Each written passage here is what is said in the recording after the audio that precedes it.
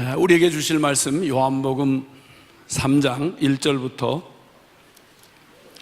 요한복음 3장 1절부터 우리 21절까지의 말씀을 교독하실 때에 1절을 먼저 자매님이 읽어주시면 그 다음 절 형제들이 2절을 읽어주시고 이렇게 21절까지 마지막 절은 함께 읽겠습니다. 그럼 먼저 자매님들이 1절 먼저 읽어주십니다. 시작.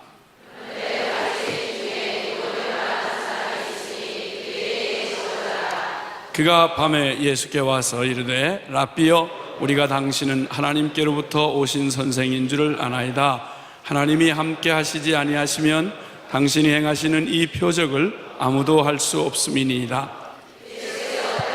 이르시되 진실로 내게 이르노니 사람이 거듭나지 아니하면 하나님의 나라를 볼 수 없느니라. 니고데모가 이르되 사람이 늙으면 어떻게 날 수 있사옵나이까? 두 번째 모태에 들어갔다가 날 수 있사옵나이까?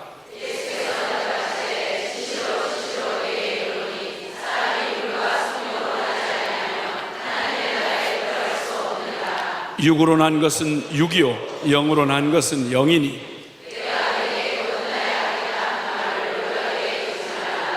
바람이 위로 불매 내가 그 소리를 들어도 어디로 와서 어디로 가는지 알지 못하나니 성령으로 난 사람도 다 그러하니라.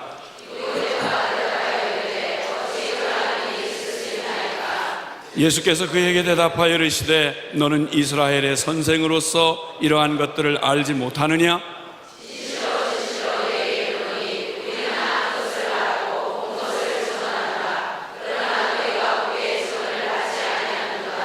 내가 땅의 일을 말하여도 너희가 믿지 아니하거든 하물며 하늘의 일을 말하면 어떻게 믿겠느냐?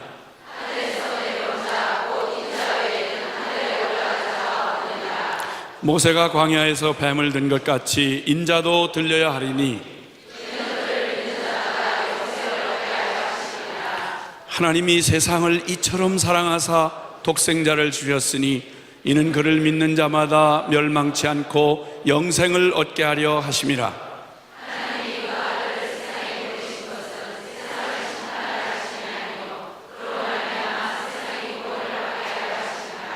그를 믿는 자는 심판을 받지 아니하는 것이요 믿지 아니하는 자는 하나님의 독생자의 이름을 믿지 아니하므로 벌써 심판을 받은 것이니라.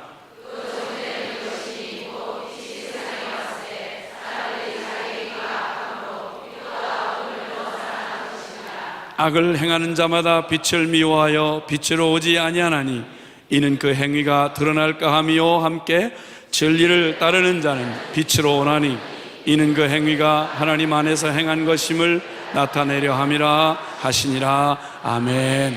아멘. 아멘. 우리 주님을 사랑하시는 분만 아멘 하십시다. 아멘.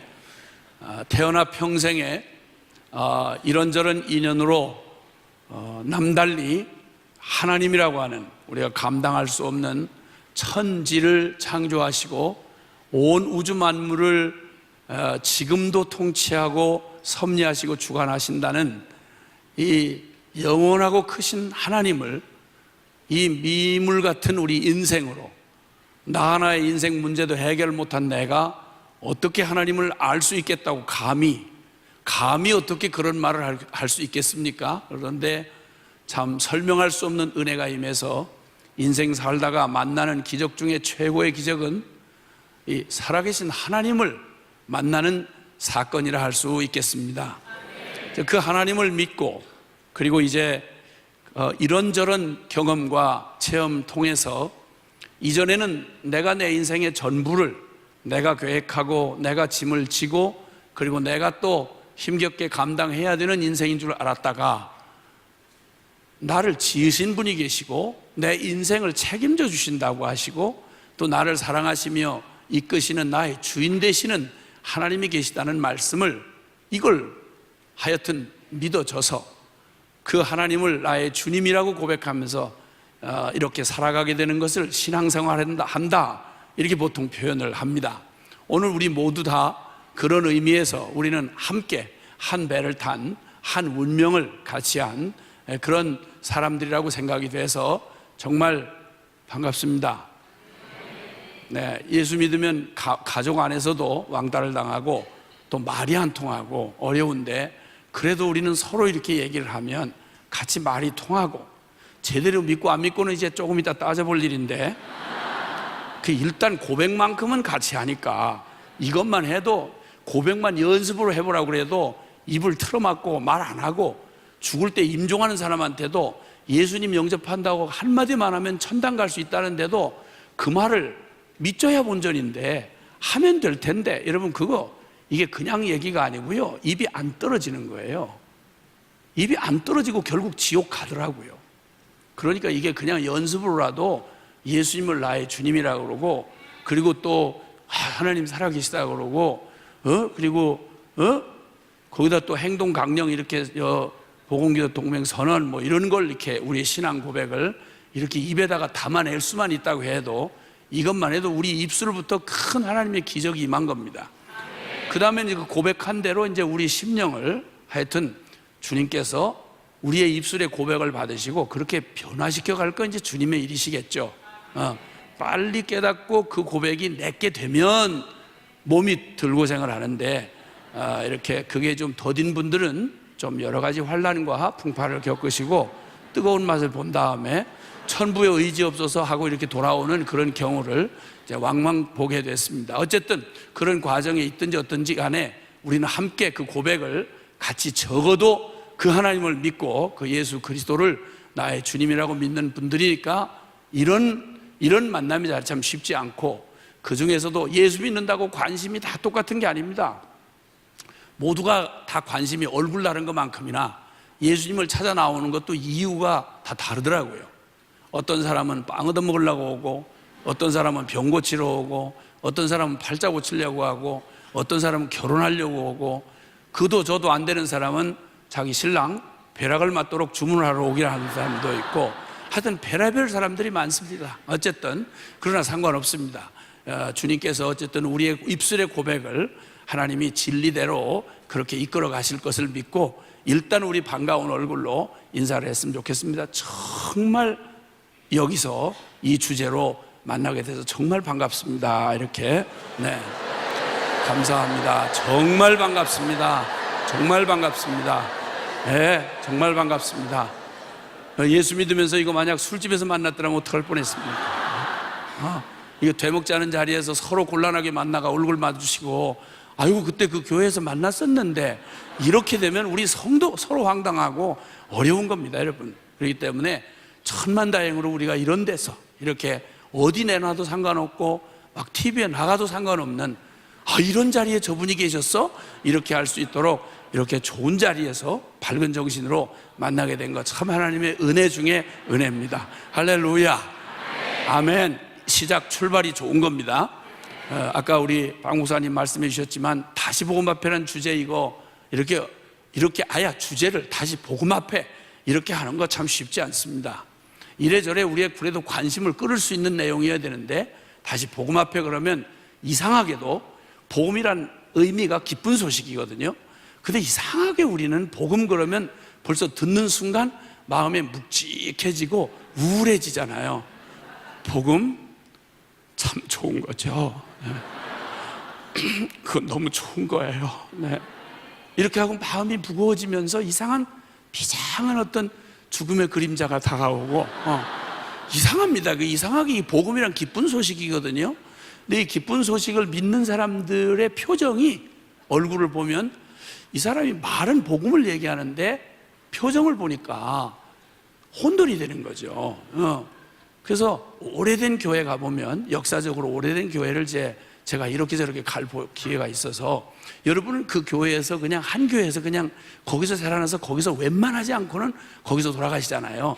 근데 저는 이제 어떻게 사명을 받아가지고 하여튼 교파라고 생긴 데는 어지간히 가봐서 이렇게 다녀보는데, 특히 오래된 교회, 한 40년, 60년, 100년 이렇게 된 교회들 이렇게 가보면, 그냥 이렇게 가보면 특히 모태신앙들이 많이 있는 교회일수록, 역사와 전통을 자랑하는 교회일수록 그냥 기쁜 소식이라는 말을 이렇게 하기가, 복음을 믿는다고 하기보다는 표정으로 말하기는 거의 기쁜 소식 때문에 치여 죽을 판이에요. 그래서 표정이 흘러내렸어요. 흘러내려가지고 그냥 딱 가면, 제가 하도 경험을 하다 보니까 한번 이렇게 둘러보면, 그러면 아하, 이분은 몇 대째 모태신앙에 몇 년근이구나, 그런 게 이렇게 대강 짐작이 돼요. 그래서 물어보면 거의 맞아요. 그걸 어떻게 하느냐, 제가 신령한 무슨 투시 은사를 받은 게 아니고 하도 경험이 많다 보니까, 특히 뭐 특별히 그렇지 않은 모태신앙도 많이 계시지만 대체로 모태신앙들이 그러시더라고요.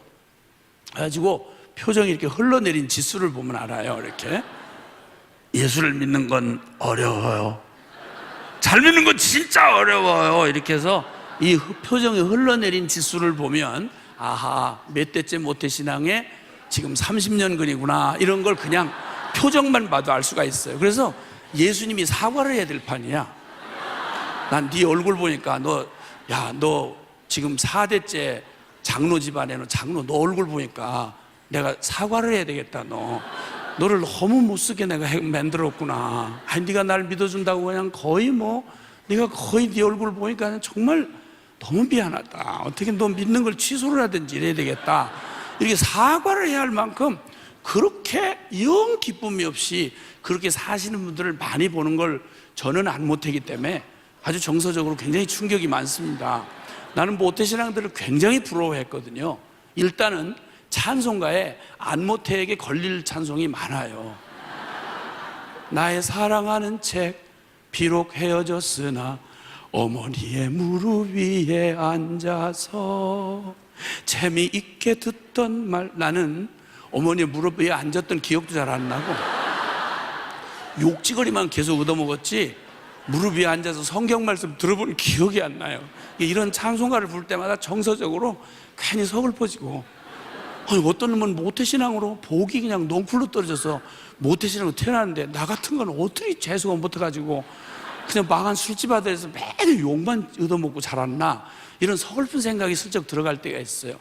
그 다음에 또 찬송가 중에 정말 가슴을 아프게 하는 건 사철의 봄바람 불어있고 하나님 아버지 모셨으니 믿음의 반석도 든든하다. 우리는 사철의 칼바람이 불었어요. 그리고 그 믿음의 반석은 그만둬놓고 우리는 뭐 믿음이구나 말이고 그냥 서로 못 잡아먹어서 그냥 한을 하는 날마다 저주 악다구니로 그냥 이렇게 살아가는 그런 험한 집안. 그래서 한국말이 욕이 없으면 한 문장이 완성될 수 있는지 그게 궁금하게 들릴 만큼 그런 집에서 자랐어요. 그러다 보니까 정서적으로 나는 이게 아주 교회에서 이렇게 곱게 자라시고 모태신앙으로 이런 특혜를 누리시고 사는 분들은 천국에 구름을 밟는 것처럼 행복할 줄 알았어요. 예수님하고 사는 그 즐거움과 행복. 나는 뒤늦게 예수님을 만나가지고 뒤늦게 만나가지고도 훌렁 뒤집어서 이렇게 지금까지 그때 미쳐가지고 날로 증세가 심해져 가고 있는데, 아니 나보다 훨씬 더 모태부터 믿었으면 얼마나 더 뜨겁고 얼마나 더 미쳤을까. 나 그게 늘 부러웠거든요. 근데 내가 당황할 만큼 모태신앙들이 내가 자꾸 뜨거우니까 그게 마음에 걸리나 봐요. 그게 나한테 와서 뭐라고 하는 거 아니, 전 모태신앙입니다. 그렇기 때문에 뜨겁지는 않습니다. 아니 인사를 누가 시킨 것도 아닌데 자기가 와서 모태신앙 이꼬로 뜨겁지 않으면 이렇게 아예 가르쳐 줘요 나한테. 그리고 자기가 말해놓고도 이상한가 봐. 그러니까 묻지도 않은데 자기 변명을 해요. 그럼 모태신앙은 뜨겁지는 않지만 한 가지 장점은 있습니다. 그건 꾸준합니다. 그 나는 무슨 말인가 했더니 꾸준히 안 뜨겁다는 얘기고 꾸준히 변하지 않는다는 얘기야. 그리고 꾸준히 교회 밥을 이빠이 처먹어요. 그리고 계속 교회에 와서 개겨. 왜냐면 겁이 없으니까. 소꿉장난도 교회 놀이로 했잖아요. 우리 애들 보니까 우리 애들이 모태신앙이거든. 그러니까 저 큰오빠는 담임 목사님이야. 둘째 딸은 권사님이고, 그 다음 셋째 딸은 수금위원이고, 헌금할 때 헌금위원이고, 넷째 딸은 또 사찰이고, 뭐 이런 식이야. 아니 놀이를 하는데 소꿉놀이를 하는 걸 보니까 예배 놀이를 하는데 그 저들끼리 뭐 당회장 목사님 뭐 누구 이렇게 다 정해놓고 그렇게 소꿉놀이를 하더라고요. 그러니까 싸워도 성경 말씀 가지고 싸워요. 수준이 그 정도예요. 싸워도 성경 말씀 가지고 싸우니까 오죽 많이 알겠어요, 성경을. 근데 난 그 희한한 모순된 이야기들을 들으면서 아하, 예배당에 있다고 다 믿는 건 아닌가 보다. 아하, 혈통적으로 믿는 집안에 태어나서 예배당을 떠날래야 떠날 수가 없는 슬픈 천명을 띠고 이 땅에 태어나서 교회를 떠나지 못하면서도 아하, 전혀 믿지 않고도 사도신경을 줄줄이 따라할 수 있구나 하는 걸 나는 세월이 한참 지난 뒤에, 예수 믿고 신앙생활하다 한참 지난 뒤에서야 제가 알게 됐어요. 충격이었죠. 전 충격이었어요, 이게. 자, 그런데 이게 제가 경험하는 충격인가, 이 시대의 특별한 충격인가 생각을 했는데, 충격은 여기서 멈추질 않았어요. 사람들이 희한하게 예배당 안에서 보여주는 모습하고 예배당 밖에서 보는 모습하고 어떻게 이렇게 아니 무슨 드라마를 해도 연극을 해도 그렇게 완벽하게 할 수가 있을까? 아주 충격이었어요. 진짜 가장 충격이었어요. 그 다음에 무엇보다도 난 다른 건 다 그만 두고 성향이야 그렇다 치더라도 성경의 복음이 꽉 짜면 한 절 요절을 뽑을 수가 있는데, 요한복음 3장 16절 하나님이 세상을 이처럼 사랑하사 독생자를 주셨으니 이는 저를 믿는 자마다 멸망치 않고 영생을 얻게 하려 하심이라, 이 얘기잖아요. 창세기부터 요한계시록까지 한마디로 꽉 짜라면 이 얘기 아니에요. 이거보다 더 큰 사건은 없잖아요. 하나님이 천지를 창조하신 살아계신 하나님이 계시다는 것. 근데 이 하나님이 만드신 만물을 폭군대로처럼 막 휘젓고 막 갖다가 싫으면 내팽개치는 이런 괴물 같은 그런 폭군이 아니고 영원히 사랑 자체이시며 진리이시며 그 인자와 긍휼이 한이 없으신 여호와께 감사하라, 그는 선하시며 그 인자하심이 영원함이로다. 존재 자체의 악을 찾아볼 수가 없고 존재 자체의 모순을 찾아볼 수가 없는 순전한 진리, 그리고 순전한 사랑, 그리고 순전히 의로우신 하나님이 어떻게 스스로 멸망할 수밖에 없는, 나중에 깨닫게 된 거지만 어쩌면 우리가 이렇게 악독하게 하나님을 반역하여 각기 제 길로 가다가 죄 중에 태어나서 죄 중에 살다가 죄 중에 영원히 지옥 심판을 받아 멸망할 죄인들을, 아니 사랑하고 순종하는 자식 끝까지 사랑해 주기도 벅찬 게 제 부모의 심정인데, 어떻게 거룩하고 죄를 요만큼도 볼 수 없으신 하나님이 죄 아니고는 설명이 안 되는 죄장아찌 같은 우리 죄인들을 이처럼 사랑하사, 그것도 어지간한 말도 아니고 하나밖에 없는 독생자 예수 그리스도를, 세상의 하나님이 사람 되어 이 땅에 오사 우리를 위해서 십자가에 그 몸을 찢어 매달려 거기 죽으시게 함으로 우리의 저주와 심판을 그 아들에게 내어주시고, 우리에게는 그 아들의 생명을 우리에게 허락해 주셔서 멸망하지 않고 영생을 얻게 하려 하심이라. 우리의 대선배 되신, 생존하시는 최고의 대선배 되시는 한국교회의 역사를 말하신 우리 박 목사님께서 표현해 주신 대로 복음은 간단한 거죠. 너무 어마어마해서, 간단한다는 말은 내용이 없다는 말이 아니잖아요. 너무 어마어마해서 어떤 철학도 어떤 종교도 어떤 사상도 어떤 인간의 지식도 감히 이 복음의 결론에 감히 손찌검을 할 수 없는 역사의 결론이요, 존재의 결론이요, 실존의 결론이다 이 말이지요. 이 어마어마한 천지가 다, 천지를 창조한 것보다 더 어마어마한 사건이 죄인된 우리, 존재적으로 하나님 앞에 영원히 지옥 심판에 정해졌던 우리를 구원하시기 위한 하나님의 이 역사를 재창조라고 말합니다. 오죽하면 재창조라고 말합니다. 이 엄청난 복음을 주셨다고 하면 이걸 아무리 무개념하게, 아니 무슨 지나가는 거짓 말 한마디만큼이라도 혹시라도, 아니 지나가던 동냥하러 갔던 거지가 속상한 말 한마디, 그냥 아무 의미도 없고 효력도 없는 말 한마디 한번 재수없는 말 한마디를 듣어도 그게 하룻밤 잠이 안 올 만큼 속상하고 그러잖아요. 근데 어떻게 이 어마어마한 말씀을 그냥 들은 것도 아니고 믿는다고 그러고 그걸 고백을 하고 그걸 날마다 모일 때마다 사도신경을 하고 우리의 고백의 그 끝으로 삼는데 어떻게 그리고 아무 일도 없는지. 삼류소설 같은 TV 드라마를 보고는 눈물 흘리고 감동을 받고 충격을 받고 모방을 하면서 어떻게 이 어마어마한 성경의 영원한 결론이고 진리인 하나님이 나를 사랑한다는 말을 어떻게 그렇게 가슴 한번 안 떨려보는지, 어떻게 그렇게 십자가의 복음이 그렇게도 나하고 무관할 수 있는지. 이건요, 우리의 어떤 삶의 구석에서 이런 이상한 현상은 안 일어납니다. 말한 대로 그냥 삼류 소설 같은 드라마 보고도 우리는 꿈틀에서 눈물이 나오고 감동을 하게 돼 있어요.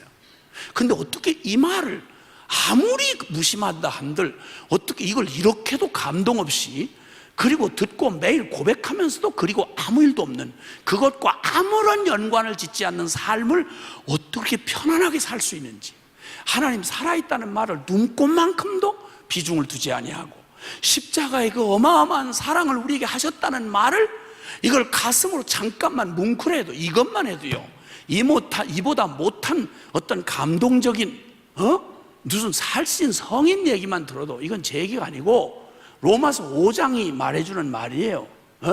5장 6절에 우리가 아직 연약할 때 그리스도께서 우리를 위하여 죽으셨도다. 생각해봐라. 너희 중에 다른 사람을, 의인을 위해 죽는 자가 많지 않고 선인을 위해 죽는 자가 혹 있거니와, 그런 것만 해도 온 세계 신문이 다 어마어마하게 떠들고 감동을 받고 뉴스를 듣고 이야 따뜻한 이야기다 뭐 이렇게 감동을 받지 않느냐. 그런데 5장 8절에 우리가 아직 죄인 되었을 때에 그리스도께서 우리를 위하여 죽으심으로 하나님이 우리에 대한 그분의 사랑을 확증하셨느니라. 아멘. 여러분, 적어도 이게 조금만 의미 있게 다가왔더라면 아무리 맷돌 아래짝처럼 감정이 죽은 병든 사람이라고 해도 꿈틀 아니할 수가 없고 충격이 아닐 수가 없을 텐데, 나는 30여 년 주님 앞에 부름받고 이 복음만 전한다고 돌아다니면서 많은 사람을 봤는데요, 사람이 별로 궁금하지 않을 만큼 여러 계층의 사람, 종류의 사람, 다른 민족들 보고 다녔는데요, 난 정말 놀란 게 그냥 나같이 아야 복음을 들어도 못 보는 인간 같으면야 그렇다 하지만은 난 교회 안에 적어도 그냥 덜렁덜렁 다니다가 그냥 귀로 넘겨들어도 이 얘기가 그냥 얘기가 아닌 말씀인데, 세상에 하나님이 감히 말씀하셨다는데 어떻게 그렇게 눈꼽만큼도 비중을 안 두고, 어떻게 십자가 사랑이라는 말을 듣고도 그렇게 마음이 꿈쩍도 하지 않는지, 주님이 죄 때문에 우리를 위해서 그렇게 깨지도록 돌아가셨다는데 몸이 다 찢기고 그렇게 매달 죽었다는데 어떻게 죄를 지으면서 그렇게 편안하게 교회도 다니고 죄도 짓고 편안하게 회개도 아니라 심지어는 자기도 믿어지지 않는 말을 남한테 판단하고 정죄해가면서 입 싹 씻고, 저는 어떻게 살든 상관없이 남한테 이 말로 한 수 훈계하고 살면서 이걸 양심의 가책을 안 느끼는, 이게 도대체 저주를 받았나, 그 심령에 문둥병이 걸렸나, 무슨 이런 일이 있겠어요? 내가 알게 된 건데 이건 제정신에 일어난 일이 아니라는, 이게 분명히 이건 영적인 일이며 이건 사단에 속한 일이기 때문에 그렇지 절대 그냥 정상적으로도 이해가 안 되는 일입니다. 그런데 그 비정상적인 일이 예배당 안에 많이 일어나고 있다는 사실을 돌아다니면서 알게 됐습니다. 깜짝 놀랐습니다. 어떻게 믿지 않으면서 저렇게 이 어마어마한 말을 그냥 줄줄이 외울 수 있을까? 어떻게 믿지도 않는 하나님을 예배한다고 하면서 온통 관심사는 사람들에게 있는데 하나님 이름을 부르면서 예배한다고 말을 할 수 있을까? 충격적이지만 실제임을 부인할 수가 없었습니다. 고민을 안 할 수가 없었죠. 웬일일까? 고민 안 할 수가 없었습니다. 그런데 복음 앞에 온전히 복음과 충돌하고 부딪히고 복음에 비답해서 드러나면 드러날수록 그건 이상한 게 아니라 너무도 당연한, 너무도 그럴 수밖에 없는 그러한 우리의 현실이며, 그리고 또 우리의 처지인 것을 깨닫게 되었습니다. 성경은 이런 우리의 명목주의, 교회라 해서 명목주의를 하면 그저 이름만 크리스찬인데 전혀 이 옷 하나도 뚫지 못하고 스미지 않은 채 비가 아무리 와도 우비를 쓰고 앉아 있으면 그런 비가 다 비껴나가듯이 그렇게 많은 설교, 그렇게 많은 감동의 순간들, 그렇게 많은 기적이 옆에서 일어나도 전혀 그 심령으로 복음의 내용이 스며들지 않고 귓전만 스치고 지나가는 일이 가능할 수 있다고 하는 사실에 대해서 보았고 또 알 수밖에 없었습니다. 자, 그런데 주님이 이런 말씀으로 이제 오늘 그런 일반적인 반응은 그만둬 놓고 어떤 중에는 오늘 소개됐던 니고데모라고 하는 사람은 인간 중에 가장 아마 여기 계신 분들 가운데 글쎄 한두 분 니고데모 수준에 되는 분이 한두 분이가 있을까? 우린 모두 다 거의 대부분 니고데모 근처도 가기가 어렵습니다. 왜냐하면 이 사람 성경으로 혼자 진실히 믿은 사람이 아니라 온 국민의 인정을 받은 사람입니다. 유대인으로서 성경에 능통한 사람이요, 그런 랍비였습니다. 그리고 바리새인 지도자였습니다. 국민들이 영적으로 존경하는 사내들인 공회의원이었습니다.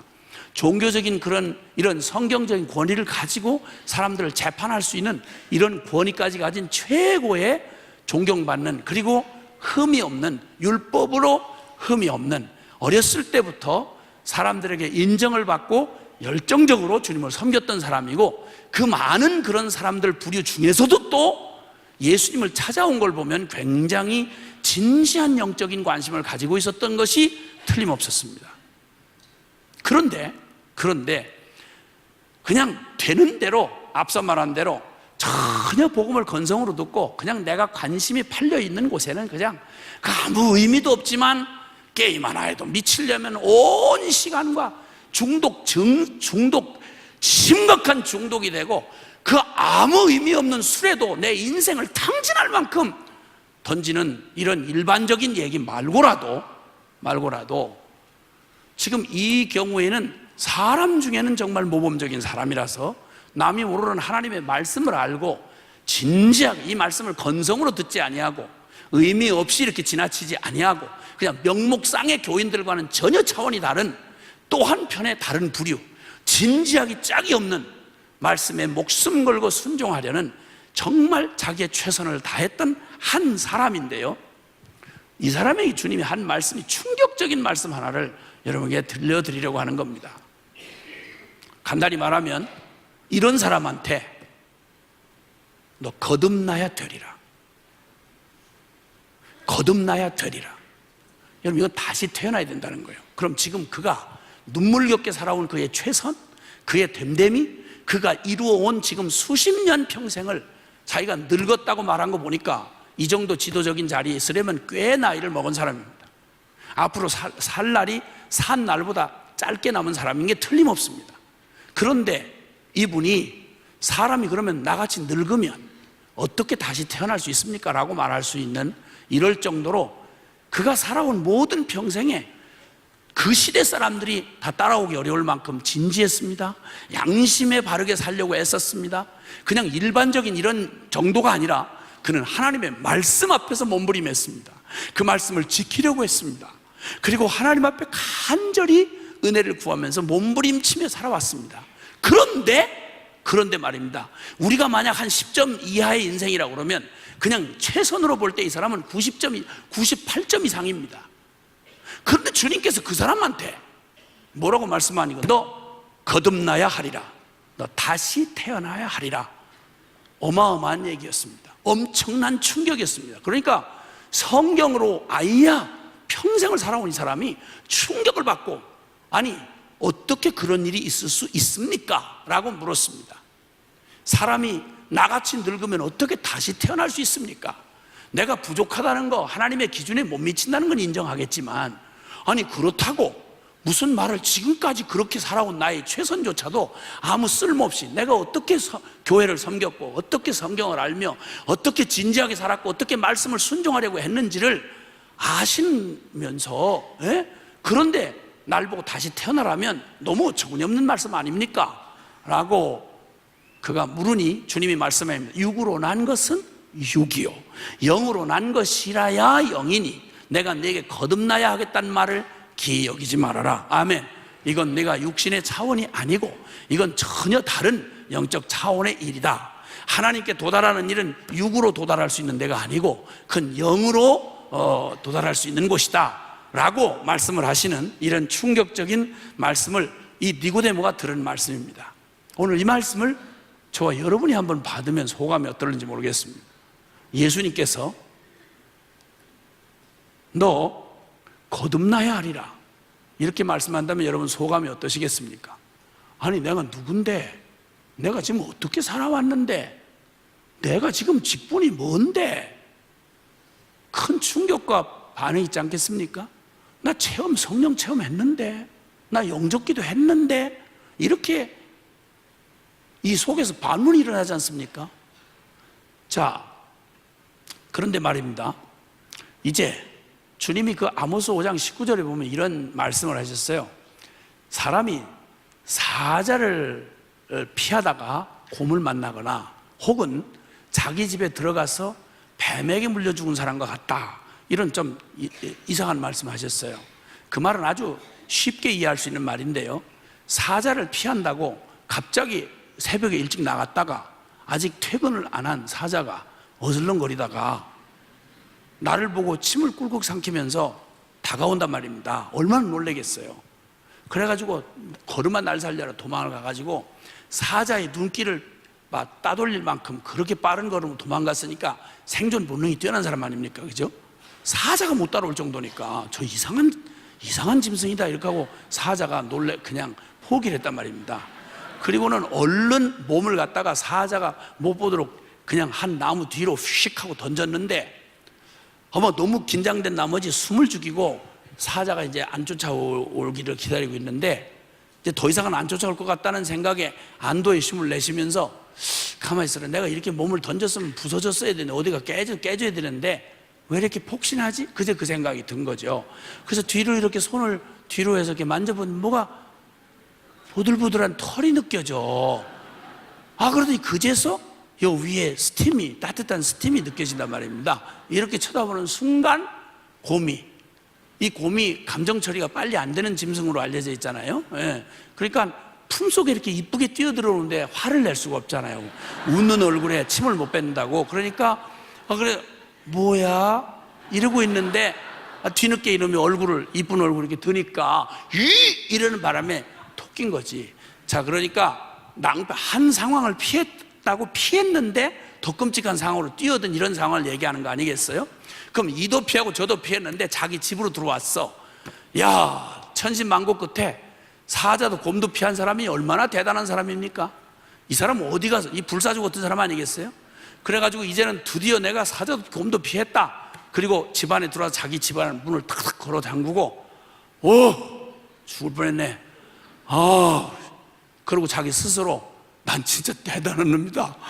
난 정말 생각해보면 대단하다. 이러고 긴장을 풀고 벽에다 막 숨을 헐떡이면서 숨을 고르느라고 아주 긴장을 확 풀고 여기 그 벽에다 기댔는데 옛날 집이 이렇게 돌로 이렇게 담을 쌓은 집인데 자기 집 안에서 다른 데도 아니고 그 돌로 쌓은 집에 긴장을 풀고 이제 나는 그걸 다 피했고 난 그거 살아났구나 안심하고 있는데 거기 돌틈에서 뱀이 나와가지고 손 동맥을 꼭 물어 뒤졌더라, 이런 얘기입니다.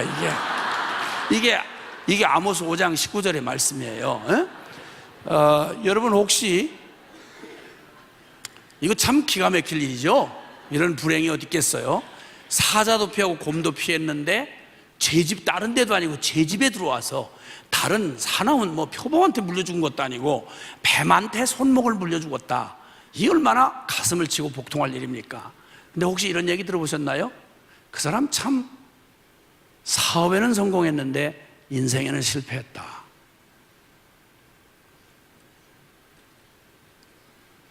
세상의 그 험한 풍파 다 이기고 악착같이 살아남았는데 제 마음 하나를 지키지 못해서 지 안에 있는 죄 때문에 갈켜먹힌 대로 주저앉힌, 사역에는 성공했는데 자기 심령 안에 내면의 죄를 처리 못해서 그렇게 퍽썩 주저앉은 사람들 얘기 여기저기서 들으셨죠? 이럴 수 있다는 겁니다.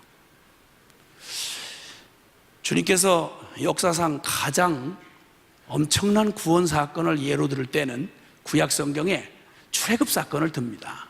그러면 천재 인생으로 태어나서 그렇게 기구하고 그렇게 비참하게 살다 간 사람들 쉽지 않을 거예요. 400년이 넘도록 종살이를 했으니까 노예의 자식으로 태어나서 노예로 살다가 비참한 노예로 죽어서 그렇게 쓰러지는 거예요. 그러니 그 속에 뭐 말할 거 뭐 있겠어. 아이야 종으로 태어나서 아니 희망조차를 가질 수가 없었던 400년을 살았으니까, 그러면 노예로 태어나서 가난과 그 억압과 고통과 배고픔과 채찍과 그 비참한 인권 유린, 짓밟힘, 거기다가 죽어도 짐승만도 못하게 죽어서 그냥 매장도 제대로 못한 채 내던져지는 이런 비참한 운명을 아예 운명으로 태어난 사람들이 바로 출애굽 당시에, 출애굽 바로 직전에 400년 동안 애굽에서 종살이했던 이스라엘 백성들이었습니다. 근데 이 사람들 나중에는 이 미친 바로 왕이 얼마나 포악한 짓을 했냐면, 이것들이 너무 많이 그냥 자식들을 낳으니까 두려우니까 사내 놈들을 낳기만 하면 죽여라 이렇게 해가지고, 아이야 이제 뭐 산파고 뭐 명령할 것도 군대를 동원해서 아이를 낳자마자 제가 산고를 치르고 제 자식을 낳는데 사내 아이면 탯줄도 끊기 전에 세계에서 가장 큰 악어들이 우글거린다는 나일강 악어바보, 악어 사료로 자기 자식을 던져 넣어야 되는 거예요. 여러분, 그러니 세상의 비참함 중에 이런 고통 가운데 이런 기가 막힌 운명을 가진 사람들이 더 있겠습니까? 하늘 아래 가장 비참한 시기에 가장 고통스러운 그들이 얼마나 그 수백만의 이스라엘 백성들의 탄식이, 고통의 부르짖음이, 울부짖음이 하늘에까지 상달했다고 주님이 출애굽기에 말씀하고 있어요. 주님이 그 고통을 들으시고 기억하사 그들을 건져내기로, 아브라함과의 언약을 기억하시고 건져내기로 하셔서 정말 그 노예의 끔찍한 저주에서 그들을 해방시켜 주시는 역사의 구원을 예로 들어서 말씀하실 때마다 성경의 가장 우리에게 그 구원의 역사 전모를 보여주는 예표로서 쓰여지는 게 출애굽 역사입니다. 출애굽 아시죠? 아니 그렇게 낯선 얼굴 하시면 제가 당황을 해요. 이게 대부분 그래도 다 믿는 분들인데, 아니 처음 믿는 사람이 나처럼 난생 처음 와가지고 그 무슨 얘기야 이러면 제가 이해를 할 수 있는데, 적어도 여기 오신 분들은 그래도 다들 그래도 모태신앙 내지는 적어도 그래도 열심히 있어서 다시 보면 오신 분들인데, 그렇게 성경의 가장 중요한, 구약성의 가장 중요한 사건 중에 하나인데 그걸 들으면서 그런 얘기도 있어? 이런 표정이면 이게 너무 어려워져요. 그럼 다시 성경 기초 66권 이름부터 다시 시작을 해야 되는 이런 어려움이 있단 말이에요. 다시 표정을 다시 해주시길 바라요. 네. 이 출애굽 얘기 들어본 적 있으시죠? 너무 감사해요. 너무 감사해요. 이제 알겠어요. 너무 감사해요. 정말 감사해요. 그건 알긴 아시는군요. 너무 감사해요. 어쨌든 권사님 중에 이런 걸 모르고 처음 듣는 것처럼 눈을 깜빡이면 용서가 어려운 일이에요, 이건. 하여튼 그래서 이제 이 출애굽 어마어마한 사건을 지나면서 그들을 하나님께서 정말 초자연적인 기적을 한 시대의 한 대상에게 쏟아붓기로, 그렇게 규모가 크고 그렇게 집중적으로 그 하나님의 기적을 집중적으로 본 사람들이 그 시대 사람들 말고는 없어요. 초자연적인 역사 말입니다. 근데 그렇게 엄청난 하나님의 기적을 보고 하나님의 사랑을 입고 그들의 꿈에도 그리던 소원이 해결이 됐습니다. 노예에서 해방된 겁니다. 그리고 이제 그들이 드디어 홍해바다를 극적으로 건넜습니다. 이들에게 있어서 하나님의 능력을 경험하고 해방, 그 구원을 경험한 것, 이보다 더 큰 사건은 없습니다. 오늘날 우리가 살면서 당하는 어떠한 지금 인생의 문제를 다 합친데도 이 사람들은 발밑에 때만큼도 안 됩니다. 우린 너무 편안한 시대를 살고 있어요. 다 어려우니 힘드니 해도 이 사람들에 비하면 말할 수가 없는 겁니다. 너무 기가 막힌 상황 속에서 극적인 구출을 받았습니다. 해방을 받은 거죠. 그런데 이 엄청난 홍해 바다의 기적, 10가지 재앙, 매일 쏟아져 내리는 기적의 만나, 옛 얘기로 듣는 게 아니라 기적을 자기도 눈으로 경험하고 있습니다. 하나님의 그 임재가 그냥 말로 영적인 의미로 다시 깨달아야 되는 게 아니라 구름기둥과 불기둥으로 그냥 눈앞에서 늘 떠나지를 않았습니다. 이 엄청난 기적의 한복판을 걸어가는데 이 어마어마한 애굽에서 출애굽의 그 영광스러운 구원을 받고 홍해바다를 건너고 매일 만나를 먹으면서 그 하나님의 엄청난 어떤 역사도 반복될 수 없는 어마어마한 하나님의 기적과 그분의 그 손길을 경험하던 그 시대에 출애굽한 이스라엘 백성들, 결론부터 말씀드립니다. 이 사람들의 모든 그 고통과 부르짖음의 내용은 그들을 덮고 있는 상황과 조건이었습니다. 우리는 우리가 노예이기 때문에, 이렇게 가난하기 때문에, 이렇게 비참하기 때문에, 배고프기 때문에, 저 무서운 바로 저놈 때문에 지긋지긋하고, 나는 이래서 불행하고, 나는 이래서 못 살겠고, 이것만 해결되면 더할 나위 없이 우리는 자유를 누리고 하나님을 섬기며 우리는 바르게, 인생 바르게 살 수 있을 거라고 의심 한번 하지 않고, 자기 스스로도 의심하지 아니하고 누구도 의심하지 않았습니다. 자, 그런데 드디어 꿈꾸는 것 같은 기적이 일어난 겁니다. 그들의 모든 불행하게 했던 모든 원인이 바로는 눈앞에서 수장돼 버렸고, 그리고 다시는 애굽의 군사들이 채찍질하는 소리 들리지 않고, 오직 부족함이 없이 정말 구름기둥과 불기둥으로 매일의 만나를, 그리고 반석에 생수를 주시며 하나님의 기적의 돌보심을 받으면서 이제는 주님 목자 되시니 부족함이 전혀 없는 광야의 노정이 시작됐습니다. 그런데 이때부터 그 모든 눈앞에 보이는 상황과 조건이 거두어지니까 드디어 이들 400년 종살이 하면서 그들의 내면 안에 끈적 달라붙어서 자기들의 존재가 되어버린 그런 무서운 그들의 내면의 실상이 드러나기 시작했습니다. 아시겠지만 광야 출애굽해서 이 기적을 본 사람들 중에 20세 이상으로 책임을 질 수 있는 성인의 나이로 그 홍해바다 기적까지를 보고 건넌 사람들이, 직접 당대에 건넌 사람들이 60만입니다. 60만. 이 60만의 사람들 모두 중에 여호수아 갈렙을 빼놓고 하나님의 약속의 땅 가나안에 들어간 사람이 한 놈도 없습니다. 무서운 애굽의 바로 왕에게선 구출을 받았는데 하나님의 약속을 믿음으로 유업으로 받는 일에 참여한 자는 혈통으로도 안 되고, 기적을 본 거로도 안 되고, 그리고 상황으로도 안 되고, 오직 믿음으로만 하나님의 약속을 누릴 수 있었습니다. 이게 구약 성경이 우리에게 보여주는 바며, 이게 구약 성경이 우리에게 말하는 바였습니다. 그러니까 눈앞에 보이는 상황이 우리를 악하게 만들거나 우리의 처한 환경이 우리를 이렇게 제대로 못 살게 만든 거라기보다는, 상황이 좋으면 좋아서 타락을 하고 상황이 어려우면 어려워서 악해지는 게, 이 말은 우리의 존재를 어디다 갖다 두어도 이 존재는 바뀌지 않는 존재의 문제를 가지고 있다는 것을 성경이 역사를 통해서 보여준 것입니다. 아멘. 그러다 결국 그들은 이 엄청난 구원을 받고 2년이 채 안 돼가지고 홍해바다를 건넌 지 드디어 가데스 바네아라는 곳에 이르렀을 때, 가나안 정탐을 40일 동안 12명이 정탐하고 돌아온 후에 정탐꾼의 보고를 듣다가 기다렸다는 듯이 여호수아 갈렙만 빼놓은 채로 나머지 그들 중에는 그들을 지금까지 구원하고 인도하신 하나님에 대한 생각은 요만큼도 없었습니다. 감사, 감격 요만큼도 없었습니다. 이게 무슨 일입니까? 아니, 개도 주인의 은혜를 잊지 않는다는데 도대체 이게 무슨 배은망덕도 이런 게 있단 말입니까? 인간에게 빚을 졌으면 그렇게 안 합니다. 근데 보이지 않는다는 이유 하나로 보이는 어떤 실존 인물보다도 더 부인할 수 없는 이 기적과 능력으로 사랑으로 우리를 구원해 주신 하나님을 끝까지 원망 불평하다가 광야에서 마지막 한 명이 엎드러질 때까지 광야 40년이 40일을 두는 똑똑이 뜨고 보고서도 반역을 한 그들의 죄악을, 그들의 내면의 속의 그 악독한 반역을, 그 정상적이 아닌 그들의 내면을 오고 오는 역사 이래로 저와 여러분에게까지 알려주시려고 이 지겹도록 이어지는 이야기를 출애굽기부터 시작해서 신명기에 이르기까지 이들의 반역하고 망한 이스라엘의 얘기를 차곡차곡 기록해 놓으셨습니다. 그 본성으로는 죽었다 깨나도, 울어도 애를 써도 몸부림쳐도 그 중에 착한 사람도 있고 똑똑한 사람도 있고 악한 놈도 있고 게으른 놈도 있을 거 아니겠습니까? 성실한 사람도 있고 형편없는 놈도 있을 거 아니겠어요? 근데 어쩌면 그렇게 하나님에 대해서 반역하는 데는 그렇게 한 마음이 돼서 함께 망할 때까지 그렇게 반응을 보인단 말입니까? 이게 구약의 결론입니다.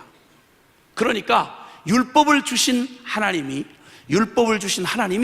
이스라엘 백성 전체를 통하여, 이스라엘 역사 전체를 통해서 하나님이 아담과 하와가 범죄한 이후에 인류의 문제가 무엇인가, 우리에게 하나님이 구원을 주신다면 어떤 구원의 복음을 주셔야 하는가, 이걸 누구도 못 알아듣지 않도록 역사를 전 무대를 동원해서 인류 역사 전체를 통해서 인간의 문제가 무엇인지, 먹고 사는 문제냐, 아니면 이 땅에 먹고 마시고 시집가고 장가가고 사고 팔고 이거면 다냐, 육신의 삶이 이게 다냐, 우리의 문제는 육적인 문제뿐이냐, 그렇지 않다는 사실을 처음 아담의 범죄 이후로 하나님과 끊어져서 그저 육체로 태어나서 죄 가운데 살다가 이렇게 죄에 치여 죽는 삶인데도 우리 모두가 그렇게 사니까 이게 정상인 줄 알았던 우리에게 성경 역사 전체를 통해서 우리 인간에게 주어질 진짜 필요한 복음이 뭐냐, 우리는 무엇에서 구원을 받아야 하는가, 이 사실을 말씀해 주신 게 성경 전체 이야기입니다.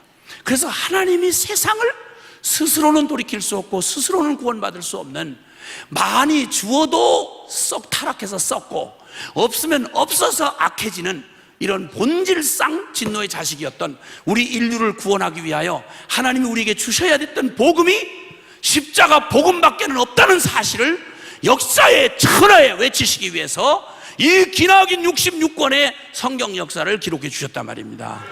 아멘? 참 긴 얘기 페일은 하고, 여러분 구약 성경을 하나로 이렇게, 구약의 이스라엘 백성이란 아브라함 말씀해 주신, 전에 말씀해 주신 아브라함을 믿음의 조상으로 부르셔서 이렇게도 단순한, 복음은 어마어마한 복음인데 우리에게서는 어떤 가능성도 없기 때문에 요만큼만 조건을 붙여도 우리는 구원받을 사람이 없어요. 그러니까 주님께서 우리에게 거저 받기만 하면 구원 얻는 어마어마한 복음을 우리에게 정말 거저 은혜로 주신 이 은혜의 복음을 우리에게 내어주시면서 하나님이 세상을 이처럼 사랑하사 전지전능한 하나님이 저와 여러분을 지으셨으니 우리의 문제를 우리보다 더 잘하신 분 아니겠습니까? 아멘? 전지전능하시니 우리가 못하는 절망 가운데 그분의 전능으로 우리를 구원해내시지 않겠습니까? 그런데 그 전지전능한 하나님이 방법이 모자라 재료가 없어, 근데 왜 하나밖에 없는 당신의 아들을 우리 왜 십자가에 매달아야 되느냐 이 말이에요. 도대체 무슨 문제가 그렇게 심각하기에, 아니 전능한 능력이 있으신 하나님이, 그렇게 온 모든 지혜를 가진 하나님이 어떻게 하나밖에 없는, 하필이면 아들을, 그것도 십자가에 매달아서 우리를 구원하는 복음을 주시냔 말이에요. 그럼 이 정도만 해도 기독교에 할 말이 많지만, 교회 안에서 관심을 둘 일이 많지만, 적어도 주님을, 예수 하나님을, 이렇게 이런 하나님을 믿는다고 말하면 하나님의 마음이 가장 쏟아져 있는 핵심, 가장 주님의 관심이 쏟아져 있는 이 기독교 진리의 핵심 본질이 십자가의 복음인 것만큼은 틀림없지 않습니까? 근데 여러분은 얼마나 관심을 두셨습니까? 이 십자가 복음에 대해서. 그저 치유, 회복, 능력, 축복, 번영, 성공, 부, 이런 거 온통 교회에서 관심은 그저 십자가 얘기는 그냥 세례문답대, 잘 믿어지지도 않고 어려우니까 그냥 입술로만 그냥 믿는다고 시인해라 얼른 해라, 됐다 그럼 믿어다 치고, 그 다음에 어떻게 그러면 하나님 앞에 이런 체험도 하고 영적인 신령한 체험도 하고 이런 축복도 받고 이런 능력도 경험하나, 온통 관심이 거기에 있잖아요. 십자가 기껏 생각해 본 때는 언제야? 고난주간에 간신히 죽지 못해 하루 한 끼 금식하면서 그냥 한번 억지로 슬픈 눈물을 짜내보려고 하니 뭐 그렇게 십자가가 굳이 그렇게 필요하게 느껴지지도 않고, 그러니까 온통 관심사는 다른데, 그냥 세상 사는 일에 온통 다른데 관심이 있고, 십자가 복음 얘기하면 지금도 복음이 중요하다고 그러면서도 복음이 결론이 아니고, 복음 참 중요한 겁니다, 감사 중요한데, 그런데 현실은 그런 게 아닙니다, 다른 것도 얘기로 또 쑥 빠져나가고, 과연 이런 복음이냐 이 말이죠. 로마서 8장 32절에 주님이 이렇게 말씀하세요. 그 아들도 아끼지 아니하고 우리에게 내어주신 이가 어찌 그 아들과 함께 우리에게 모든 것을 선물로 주시지 아니하시겠느냐. 그러니까 최고 최대로 하나님 우리를 사랑한 표식이, 그 표현이 십자가고, 할렐루야, 우리에게 준 하나님의 사랑의 마지막 최후의 확증이 십자가고, 우리에게 주신 영원한 구원의 가장 확실한 보장이 십자가고, 우리에게 준 능력의, 복음의 능력을 우리가 발휘할 수 있는 가장 확실한 근거가 십자가고. 할렐루야. 그럼 도대체 이 십자가 복음 안에 모든 게 다 있는데, 내 십자가 복음, 아유 그렇다 치고요, 아유 그 얘기 또 합니까? 그 얘기 말고, 정말 그러합니까?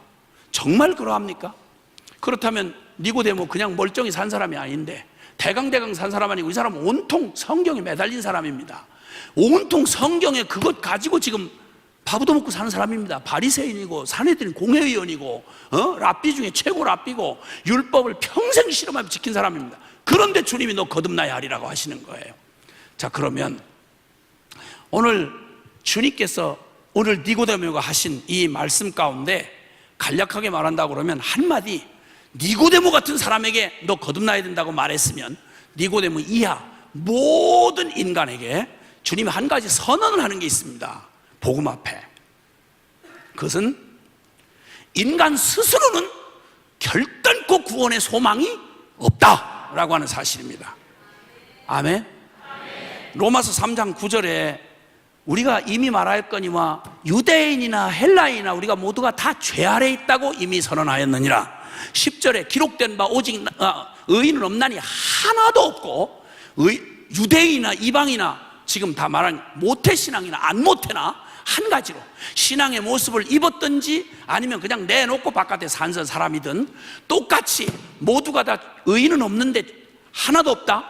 의인이 없다는 정도가 아니라 심지어는 주여 주여 하고 예배당에서 하나님의 얼굴을 구한다고 말할지라도 그 본성 안에는, 본질 안에는 선을 행하는가 있는가 찾아보려 하신즉 이방인에서만 없는 게 아니라 주여 주여 하고 주님을 부르는 이스라엘 백성 안에서도, 유대인 중에서도 눈을 씻고 봐도 선을 행하는 자가 아무도 없고 다 치우쳐 무익하게 되고 하나님을 찾는 자가 없더라 라고 선언하고 계십니다.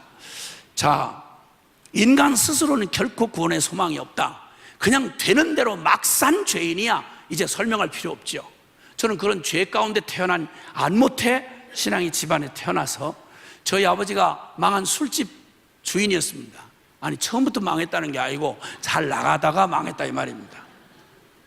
아주 돈 잘 버는 재주가 있으신 아버지께서 기생누나들 쫙 빠진 기생누들이 10수명씩 되는 아주 고급 술집이었습니다.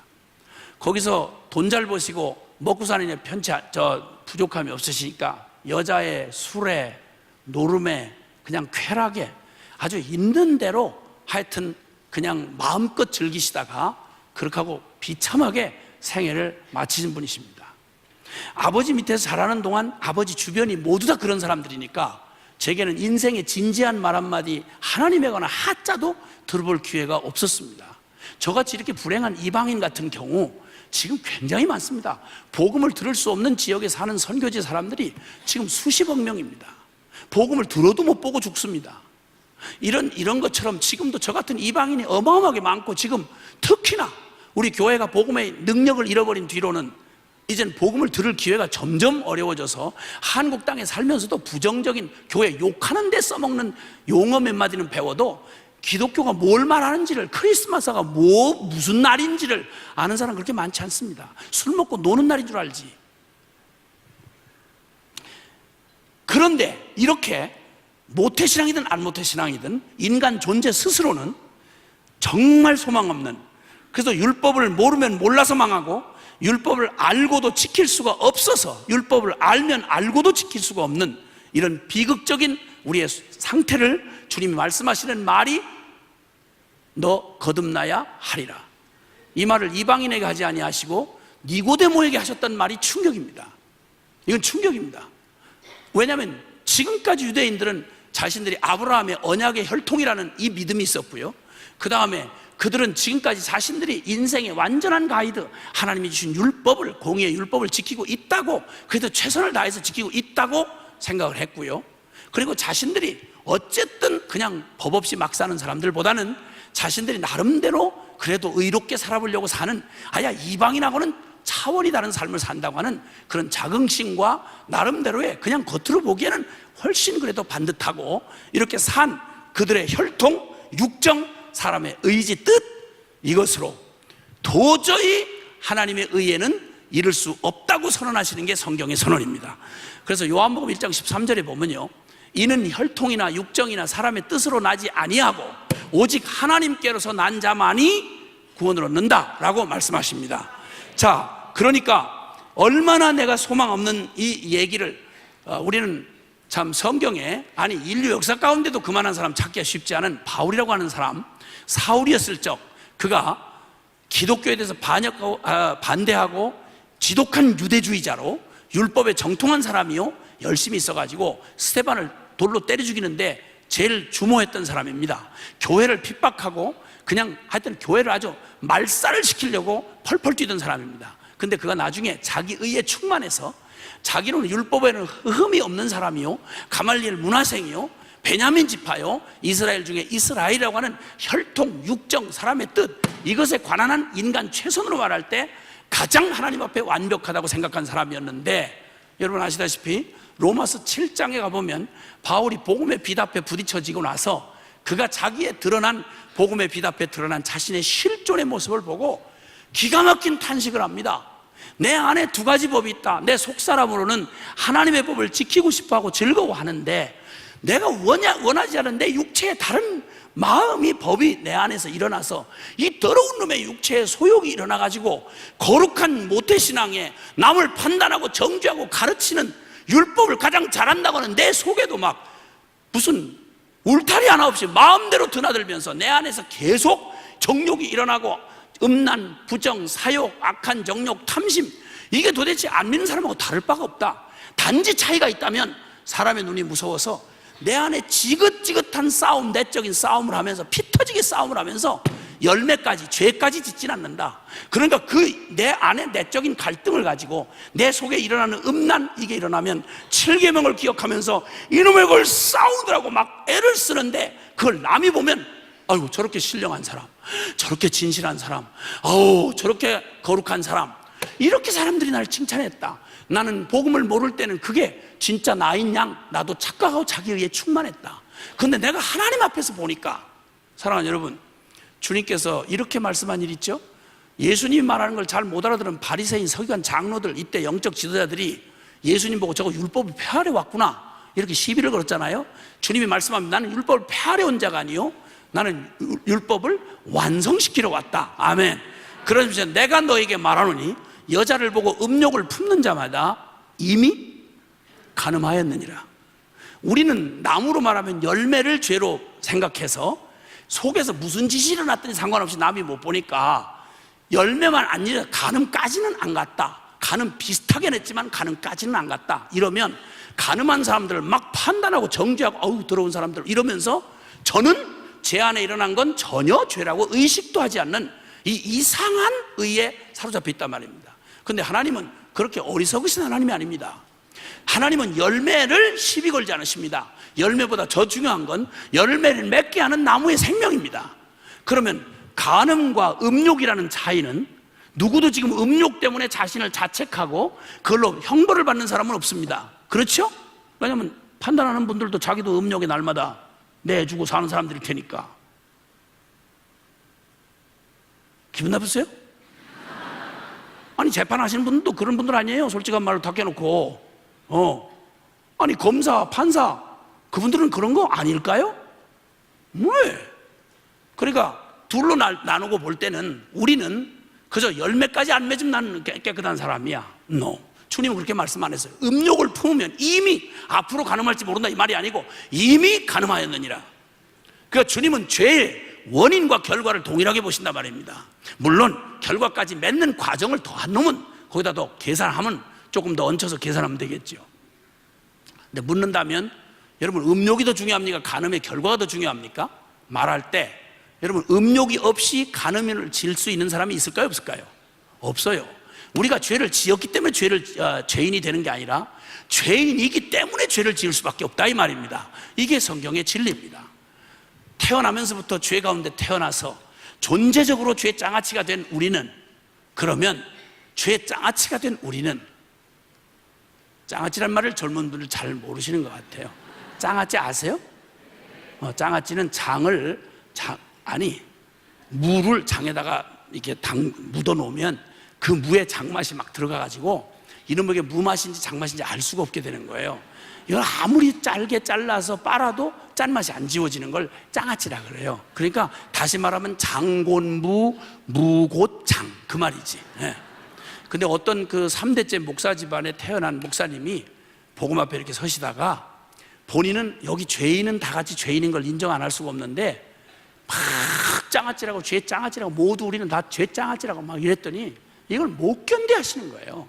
그분 스스로 정말 말하기를 거짓말 없이 자기는 어려서부터 욕 한마디를 해본 적이 없고 그 목사님 정말 개척교회만 하시는 목사님 아버님 따라다니면서 교회의 모든 사찰 노릇을 다 했고 상을 받으면 상을 받았지 내가 죄 지어서 저거 할 건 없다. 율법을 어긴 적이 없다. 그런데 자꾸 이제 말씀을 듣다 보니까 복음 앞에 서다 보니까 존재적인 죄인이 아닌 걸 부인할 수는 없는데 한 가지 기분 나쁜 건 아주 까놓고 아주 그냥 죄를 이빠이 짓고 산 놈을 죄의 장아찌라고 하는 건 이해가 되는데 죄성이 있는 건 뭐 죄 때문에 고민한 건 사실이지만 죄를 참아 못 진 채 그걸 애를 쓰면서 안 지려고 이렇게 평생 살아온 나를 같이 도매금으로 죄 장아찌라고 한다는 게 너무 신경이 난다는 거예요. 못 견디겠는 거예요. 버티다가 나중에 이분이 얼굴이 좀 밝아지셨어요. 무슨 깨달음이 왔나 그러면 저는 하나님 앞에서 생각할 때 정말 죄인인 것을 부정할 수가 없고 저도 지옥 갈 수밖에 없는 죄인인 건 사실이지만 죄인이라고 다 똑같은 죄인은 아니라는 사실도 사실인 것을 저는 알게 되었습니다. 되나게나 막 살아온 이런 사람들하고 똑같이 죄 장아찌란 말이 난 너무 어려워서 적합한 말이 없는가 연구를 했는데 제가 깨닫게 된 사실은 죄의 단무지란 사실을 깨닫게 됐습니다.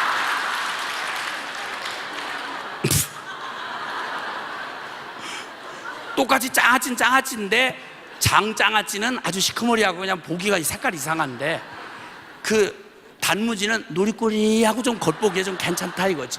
이런 노리꼬리한 단무지 같은 죄인들이 좀 있으세요. 아주 내놓고 흉악하게 그냥 아주 까놓고 그냥 어차피 죄인인데 뭐 사람한테 말씀대로 살 수 있냐고 아주 부담 없이 주님도 헷갈리실 정도로 그냥 부흥회 때는 은혜를 어마어마하게 받아. 할렐루야. 다 오르십니다. 지당한 말씀입니다. 아멘. 그러고 문 닫고 딱 나가서는 말씀은 그렇지요. 그러나 현실은 그런 게 아닙니다. 하나님은 하늘에 계시기 때문에 이 땅의 현실을 잘 모르셔서 그러는 거예요. 이게 어떻게 말씀대로 다 이렇게 현실을 살 수 있겠냐고. 이런 귀신 같은 게 많아요. 여러분은 이런 귀신 같은 중에 안 들어가시겠죠? 어쨌든 인간 스스로는 결코 구원의 소망이 없다.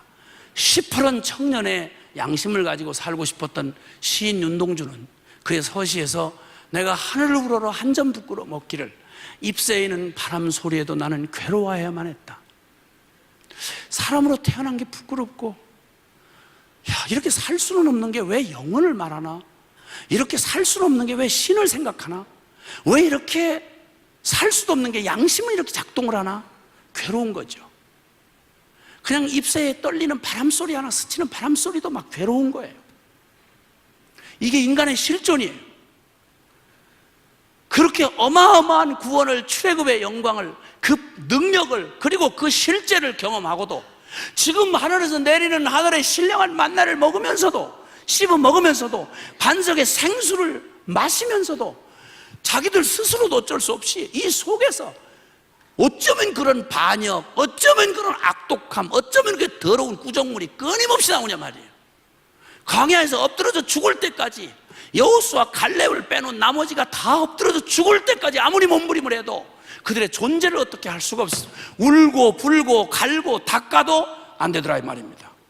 이런 기가 막힌 구원의 소망이 없는 우리의 이 절망적인 우리의 이 상태를 주님이 아시고 너 다시 태어나야 된다, 거듭나야 된다는 말은 바로 우리의 형편을 모르고 무언가 다른 걸 요구하셨더라면 네가 눈물겨운 최선으로 너 거룩해 져서 와라 이렇다면 누구도 율법의 행위로는 의롭다함을 얻을 육체가 없나니. 아멘. 아멘. 아무도. 여러분 만약에 그럴듯하고 정말 완벽한 하나님의 말씀 우리에게 주어도 여러분 율법은 지키기만 하면 살 수 있는 생명을 주는 법입니다. 이게 구약의 약속입니다. 그런데 율법이 옳은 줄 다 동의하고 이해를 하면서도 못 들으면 못 들어서 망했다고 하는데, 듣고도 그렇게 살고 싶어 울고불고 애를 써도 내가 내 마음을 어떻게 할 수가 없는 거예요. 이 더러운 놈의 정욕을 어떻게 할 수가 없는 거예요. 이 자아의 욕구를 막을 수가 없는 거예요. 정도의 차이만 있을 뿐이지. 이런 절망적인 우리에게는 오직 하나만 가능합니다. 남은 것 딱 하나입니다. 그것은 하나님 편에서 일방적으로 우리에게 베풀어 주시는 은혜만 남게 되는 것입니다. 죄송하지만 따라 주시면 좋겠어요. 은혜란 받을 자격이 전혀 없는 자에게 거저 베풀어 주시는 하나님의 일방적 선물이다. 아멘. 아멘. 이것 없이는, 그래서 이 복음은 오직 우리가 따지고 계산하고 내가 거기에 노력을 해서 받는 게 아니라, 나의 행위에 의한 응답으로 오는 게 아니라, 나는 도저히 불가능하고 내게는 소망이 없기에, 그래서 오직 하나님만 쳐다볼 수밖에 없을 때 바랄 수 없는 중에 바라고 믿는 믿음으로 받을 수 있는 게 은혜란 말입니다. 주님의 은혜가, 하나님 편에서의 은혜가 나타났습니다. 말로 다 할 수 없는 하나님의 은혜가 나타나는데, 그것은 설명할 수가 없는데요, 요한 1서도 보라 하나님의 사랑이 어떻게 나타나신 바 되었는가 라고 말합니다. 감탄사를 사용하면서, 도치법을 사용해서 보라 이처럼 이렇게 표현한 말들이 무슨 이유도 조건도 따질 수가 없는데 하나님이 우리를 사랑했다는 말입니다. 이해할 수 없는 하나님의 이 근거도 없는 사랑, 이것은 오직 스스로 자존하시는 하나님 그 마음 안에서 스스로 일어난 것 외에는 우리에게 소망이 없습니다. 구원은 오직 하나님 자기 기쁘신 자기 뜻에서 나오는 거지, 우리가 요청해서 우리가 받을 만한 자격이 싹수가 보여서 주는 그런 따위가 아니란 말입니다. 그러니까 복음은 우리의 어떤 원인에 의한 결과로 오는 게 아니라 하나님 마음 안에서 스스로 자발적으로 주님에게서부터 시작된 하나님의 자기 뜻을 따라 주어진 바로 은혜의 복음인 것입니다. 아멘. 구약 성경에 호세아서라는 성경이 있습니다. 혹시 읽어보셨나요? 호세아, 그건 선지자 이름을 나타내기도 하는데요, 호세아 선지자가 부름을 받았을 당시에는 지금 말한 이런 인간의 모든 절망적인 상황이 극도로 꽃이 피어가지고, 병이 있으면 병 증세가 나타날 거 아닙니까? 병 증세가 완벽하게 꽃을 피워서, 문둥병 같으면 문둥병이 그냥 온통 몸에 다 꽃이 펴가지고 누가 봐도 자기 자신도 소망이 없는 때, 이때가 북이스라엘의 여로보암 2세 때였습니다. 얼마나 음란하게 주여 주여 하는 이름을 가진 이스라엘 백성인데, 모태신앙인데 어쩌면 이방의 백성보다 이렇게 악독할 수가 있습니까?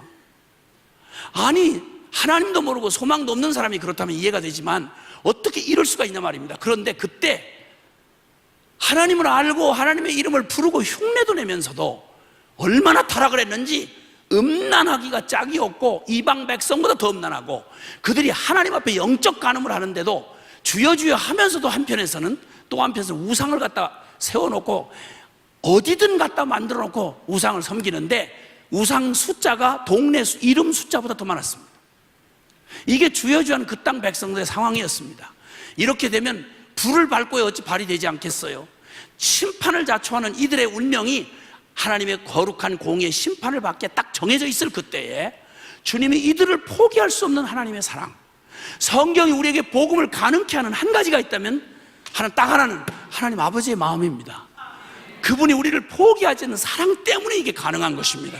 그래서 주님께서 이제 그 하나님의 완전한 사랑을 드러내시려고 호세아라는 사람을 선지자로 세웠는데, 이들의 공의에 대해서는 심판할 수밖에 없는 거룩하신 하나님이면서 이들을 끝까지 처음부터 무조건적으로 사랑하시고 창조하셨고, 그렇게 주님을 배반하는데도 이들을 끝까지 포기할 수 없는 하나님의 그 사랑의 마음을 어떻게, 공의와 사랑을, 심판과 사랑을 어떻게 함께 전할 수가 있겠단 말이에요. 인간의 말로 언어로 표현할 수가 없으니까 하나님이 선지자를 불러서 이 마음을 전하게 하시는데, 선지자에게 부르셔서 주님이 선지자에게 아주 곤혹스러운 일을 시키십니다. 말씀을 주시되, 이상하게 말입니다, 하나님의 종들을, 저희가 보는 믿음의 선배들은 아브라함부터 시작해서 선지자들 모두, 이분들은 메시지를 전할 때 말이죠, 오늘날처럼 편안하게 메시지를 만들어서 논문 발표하듯이 이렇게 못했습니다.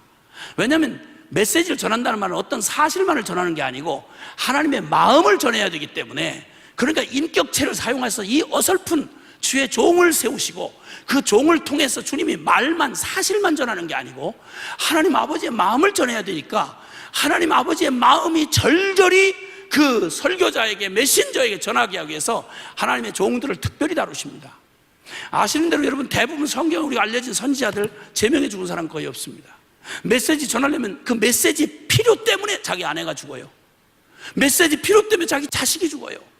메시지가 귀로 연구하는 논문이 되지 않고 가슴을 찢어발기는 고통이 되는 거예요. 그러면 나중에는 말만 전하는 게 아니라 하나님의 심장이 그냥 흘러가는 거예요. 그 긍휼과 그 죄에 대한 무서운 진노와 긍휼이 그냥 함께 흘러가는 거예요. 호세아가 바로 그렇게 부름받은 사람이었습니다. 그가 주님의 명령을 따라서 그가 주님이 갑자기 장가를 가라고 그러시는 거예요. 어떤 선지자는 장가 가지 말라 그래서 예레미야 같은 경우는 장가를 가지 말라고 그래서 고생만 새벽지게 하다가 나중에 돌에 맞아 죽었어요. 근데 어떤 선지자는 또 이렇게 장가를 가라고 주님이 또 그러세요. 안 가도 되는데요. 그러지만 싫을 사람이 어디 있겠어요. 노총각이 장가 가라는 말씀에. 그래서 그 기뻐서 기다리고 있는데 그 바쁘신 주님께서 중신을 직접 서주시는 거예요. 웬 여자를 하나 데려오는데 누가 이 사람을 모르시나요? 고멜 누님 말이에요. 고멜, 고멜이라고 누님. 아주 야한 여자인데 동네 검은 양말 입고 왔다 갔다 하는 놈들은 그냥 지나가는 놈이 없을 정도로 아주 동네 여자 아주 정신사나운 여자예요. 음란한 여자예요. 그 여자를 거룩하기 짝이 없는 순진한 터진 선지자에게 결혼을 시키시는 거예요. 하나님이. 선지자는 시키는 대로 하는 게 선지자 아니야. 그래서 결혼을 했어요. 불행은 이미 예고돼 있었죠.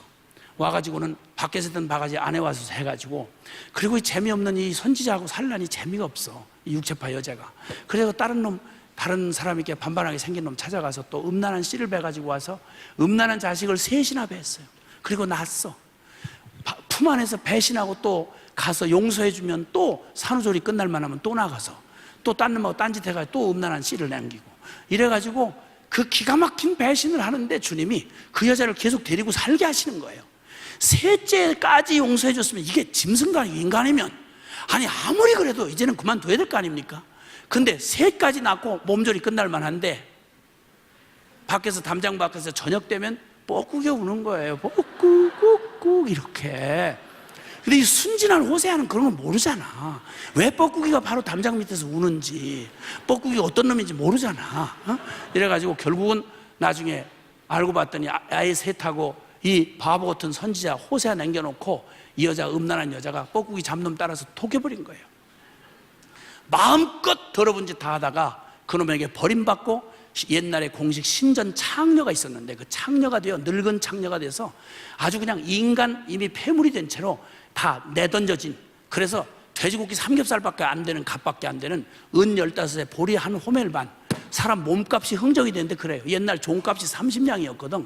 그런데 이걸 15회, 이럴 때쯤 이제 상처가 아물어 갈 쯤, 이렇게 고통 가운데 있었던 호세아에게 이 고통을 주신 다음에 주님이 뒤늦게 나타나셔가지고 호세아를 부르시더니 너 고멜 아느냐? 기억하지? 네 안에 고멜 알지? 간이 떨어지겠어요. 하도 끔찍한 얘기를 자꾸 하나님 이상한 일 시키셔가지고 그래서 하고 대답을 했더니 아니나 다를까 그 악착스러운 인간이 포기한 그 여자, 아주 네 인생을 다 찌그러뜨리고 너의 가정을 비참하게 만든 그 여자, 지금 거기 저 완전 지 죄값으로 저 인신매매 시장에서 그런 여자를 팔려가는 곳에서 거기서 팔려가고 있다. 그러니 너 가서 그 여자를 찾아가서 네 평생에 지워지지 않는 그 아픔, 너 고통, 어떻게 세상에 그럴 수가 있니? 가서 어쨌든 가서 일단 사와라. 그 여자를 사다가 와서 일단 안 오려고 해도 어떻게든 끌고 와라. 와서 일단은 밥을 많이 먹여라. 밥을 많이 먹이고 그다음에 긴장하지 않도록 해서 편안한 잠자리를 만들어준 다음에 이불을 머리까지 덮어줘라. 그리고 잠이 깊이 들었다고 생각되면 하여튼 그 재수없는 머리통을 확 깔고 앉아라. 그런 다음에 버리적버리적 하면 조용히 안 움직일 때까지 꼭 깔고 앉았다가 도저히 안 움직인다 그러면 그때 그 더러운 이불하고 둘둘 싸다가 이 세상이 제일 더러운 쓰레기 태우는데 이런 것들 아주 역사에 흔적도 남기지 말고 아주 깨끗이 태워버려라. 아주 없애버려라. 이렇게 주님이 호세아한테 말씀을 하셨더라면 우리 정서에 딱 맞아서 하나님을 이해하는데 전혀 지장이 없을 뻔했어요. 근데 주님이 그렇게 하라고 하지 않으시고 그 기가 막힌 여자를 그냥 제 발로 안 올 거야. 그러면 그를 데려다가 돈 주고 사서 끌어내고 그가 믿어질 때까지 여러 말로 개유하여 네 고백을 해라. 여보, 당신은 여전히 내 아내요. 당신을 사랑하오. 여보, 당신은 여전히 내 아내요. 여전히 난 당신을 사랑하오. 이 말을 안 받아들이거들랑 받아들일 때까지 고백해라. 주님께서 이 말씀을 하시던 날 여러분, 호세아가 사람이잖아. 갈기갈기 찢어진 사나이의 가슴에 주님이 그 명령을 시켜놓으시고 순종한 호세아에게 기쁨이 충만했겠어요? 얼마나 고통스러웠겠어요? 그날 밤 나타나셔서 주님이 호세아야, 너 오늘은 네 얘기 말고 나 하나님 얘기 좀 하자. 그러시면서 내 백성 내가 이스라엘 아브라함의 후손을 내가 내 실무 삼아서 그렇게도 사랑하며 그렇게도 그들을 다시 돌이키려고 했던 게 몇천 번 몇만 번이더냐. 근데 이 음란한 이스라엘은 내 안에 고멜과는 비교할 수도 없이 너 지금 그 아내를 사랑하기 위해서 내가 겪는 마음의 고통을 내가 안다. 근데 네 얘기 말고 내 얘기 좀 하자. 나 하나님이 그들을 사랑하여 선민으로 삼고 그들을 많이 아닌 그들을 통해 온 나를 떠나서 존재적으로 하나님 앞에 돌아올 수 없는 이 기가 막힌 이 땅의 영혼들에게 내가 다시 돌이켜 내 아들을 내가 줄지라도 포기치 아니하고 그들을 내가 구원하려고 하는 나의 이 간절한 이 마음을 내가 그들을 향한 내 마음을 내가 너에게 말하는데 잘 들어라. 나는 그 기가 막힌 고통 앞에 서 있는 호세아에게 주님 말합니다. 나는 내 안에 이 이스라엘을 한 번도 내 마음으로 지어본 적이 없다. 나는 그들을 포기해 본 적이 없다. 그리고 난 그들을 반드시 구원하고야 말 거야. 그들의 더럽혀진 그 음란과 방탕으로 더럽혀진 그들의 정절을 내가 무슨 값을 치렀어도 공변과 진리, 은총과 긍휼로 내가 그들의 장가들어 그들의 과거를 지울 수 없다면 내 피값을, 아들의 피값을 주어서라도 그들의 과거가 기억도 나지 않도록 새로운 존재로 만들어서 순결하고 고결한 신부로 만들어 당당하고 떳떳한 나의 아내가 되게 하고 신부가 되게 하고 나는 그들의 신랑이 되리라.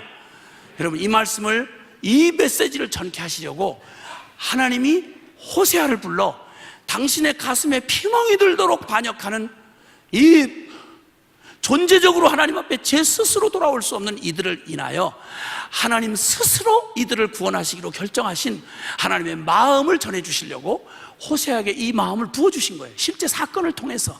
여러분, 호세아가 그날 밤 그 하나님의 마음을 듣던 날 귓구멍으로 들렸겠습니까? 이 심장으로 부어졌겠습니까? 호세아 미쳤습니다.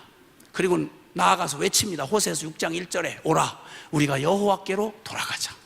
오라 우리가 하나님께로 돌아가자.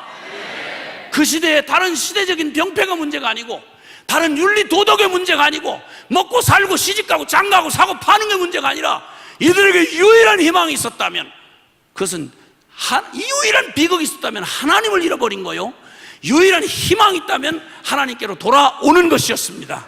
할렐루야. 근데 여러분, 고멜을 운명으로 태어나서 제 운명을 벗어날 수 없는 이 고멜, 그 호세아의 조건 없는 순수한 사랑을 받으면서도 돌아올 수 없었던 게 그 당시 이스라엘, 북이스라엘의 고멜 같은 그들의 처지였다고 하면 주님이 우리에게 들려주고 싶은 말, 호세아가 되어 끝까지 미친 고멜을, 음란한 고멜을, 존재적으로 망할 수밖에 없는 고멜을 끝까지 찾아가시는 하나님의 사랑이, 이게 주님이 이 역사에 실제로 나타났어. 하나님이 이처럼 세상을 사랑하사 우리 스스로 돌이킬 수 없는 우리에게 은혜의 복음을 준비해 주시되 우리에게 저주 내려질 진노와 저주의 심판을 갈보리 십자가 언덕에서 우리의 옛사람, 우리의 존재적으로 태어날 때부터 죄곧 나요 나고 죄였던, 울어도 애를 써도 몸부림쳐도 안 되는 우리의 존재의 절망을 살릴 다른 길이 없으니까 당신의 아들을 잡아 만든, 당신의 아들을 찢어 만든 십자가의 길을 마련해 놓으시고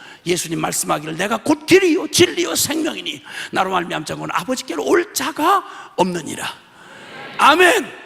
여러분, 이런 인류가 이런 존재적 운명에 놓여 있다고 하면 이게 사실이고 이게 성경이 선언하는 진리라고 그러면 구원은 다른 데서 오지 않습니다. 여러분의 혈통으로도 안 되고 여러분의 열심으로도 안 되고 여러분의 성경 지식이나 체험 가지도 안 되고 오직 길은 딱 하나입니다. 십자가로 나오는 길밖에 없습니다.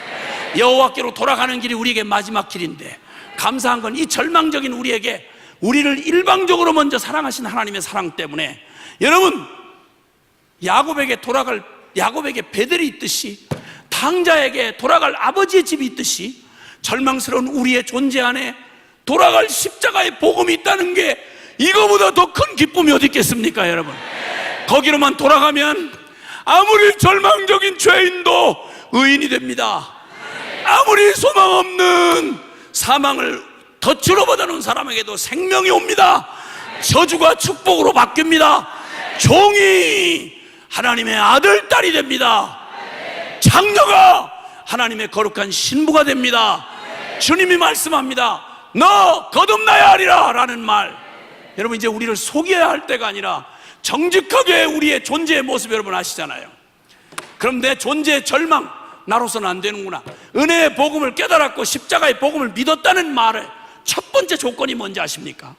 여러분 존재 자체에 대해서 나는 내가 그래도 장로인데, 내가 권사인데, 내가 3대째 모태신앙인데, 아니 이 땅의 모든 사람에게 칭찬받는 도덕가인데, 여러분 이런 생각이 여지가 요만큼도 남아있다면 아직도 여러분은 십자가를 아무리 읊어대도 십자가는 아무런 상관이 없는 사람입니다.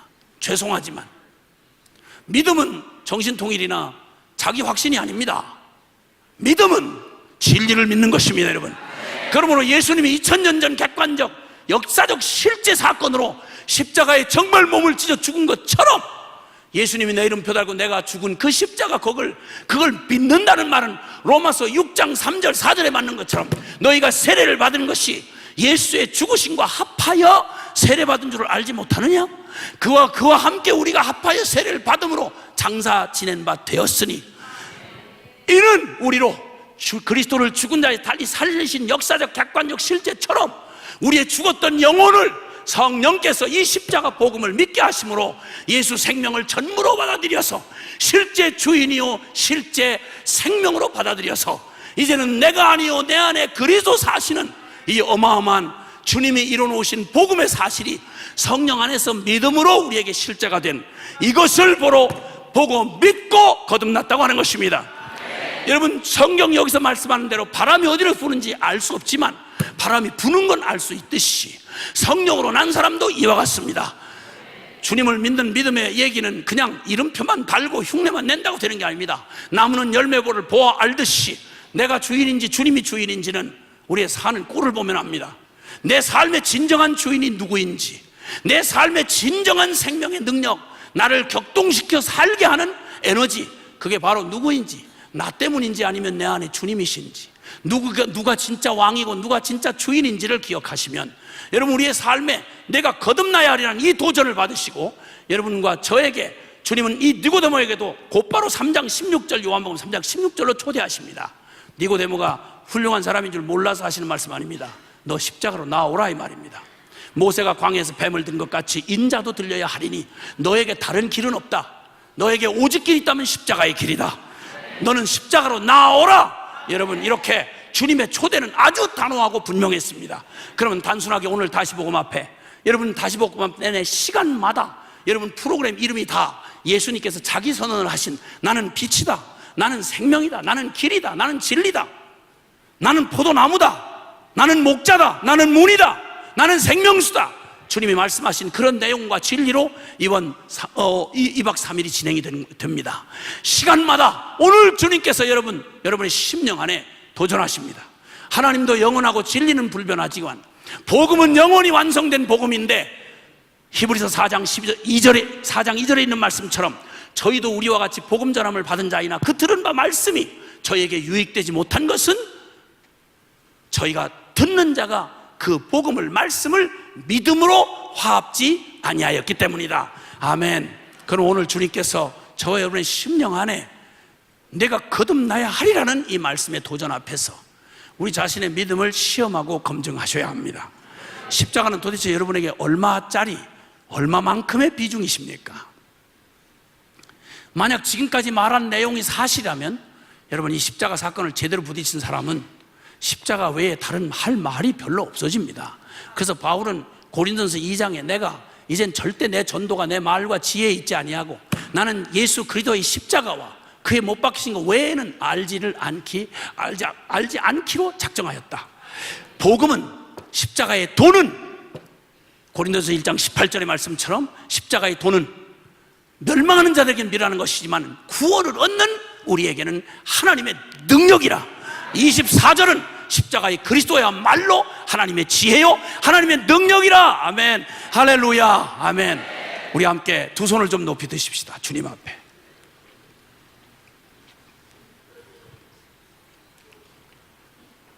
여러분, 우리는 지금 우리의 삶을 목졸라오는 여러분의 마음의 끈을 꽉 붙잡고 있는 여러 염려와 근심과 여러분 좌절과 여러분 안에 실패와 여러 목마름들이 있으실 겁니다.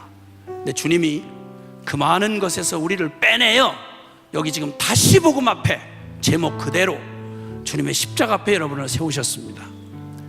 여러분, 시장터에서 여러분을 발견하려면 잘 발견이 안 될 거예요. 다른 데에서 여러분을 발견하려면 잘 안 될 거예요. 그런데 십자가 앞에 덜컥 서놓고 보면 우리를 붙잡고 있는 진정한 고민이나 목마름의 근거는, 뿌리는 다른 데 있지 않습니다.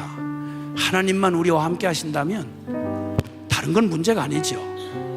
오늘 우리는 가장 우리가 간과하고 살았던, 중요하다고 말하면서도 전혀 중요하지 않던 십자가의 진리 앞에 섰습니다. 니고데모에게도 너 거듭나야 할 거야 라고 말씀하셨다면 저와 여러분에게는 오죽도 하겠습니까?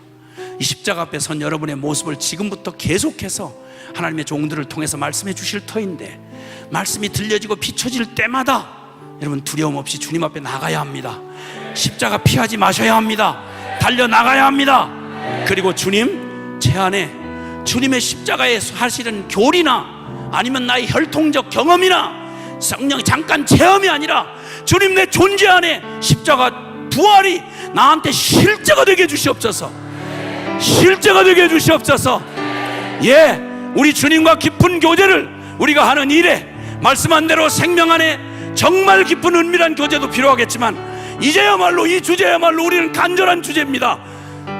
주님 앞에 이미 이 사실이 실제가 되신 분에게는 더욱 간절한 일이고, 아직 이 문제에 대해서 해결이 안 된 영혼에게는 마지막 기회일 수 있습니다.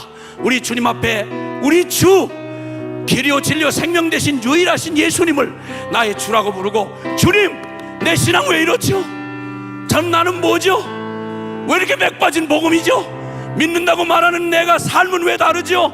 내 왜 영원한 생명의 복음의 능력은 내게서 나타나지 않죠? 왜 죄에 질질 끌려다니죠? 나는 왜 이렇게 날마다 병든 자의 종노릇 해야 되지요? 이대로는 아닙니다. 주님, 복음으로 나를 인도해 주시옵소서. 나를 이 생명의 하늘에 내린 생명으로 나를 충만케 해 주시옵소서. 가난한 심령으로 성령의 도움을 구하며 이 시간 이후의 모든 은혜를 구하며 주님 앞에 주여 간절히 통성으로 부르고 기도합시다. 주여! 주여!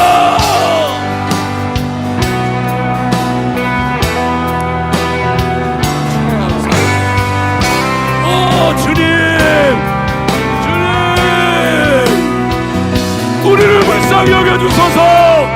십자가 앞에 세우소서. 내가 거듭나야 하리라. 아멘. 예, 주님, 주님, 우리를 길이요 진리요 생명 앞에 세워주시고 우리의 거짓된 외식하는 믿음 가면 무도회 주여, 주여 불쌍히 여기소서. 긍휼히 여기소서. 주여 불쌍히 여기소서. 주님 불쌍히 여기소서. 주님, 주님 감사합니다. 주님 찬양합니다. 아멘. 예, 아멘. 주님, 주님.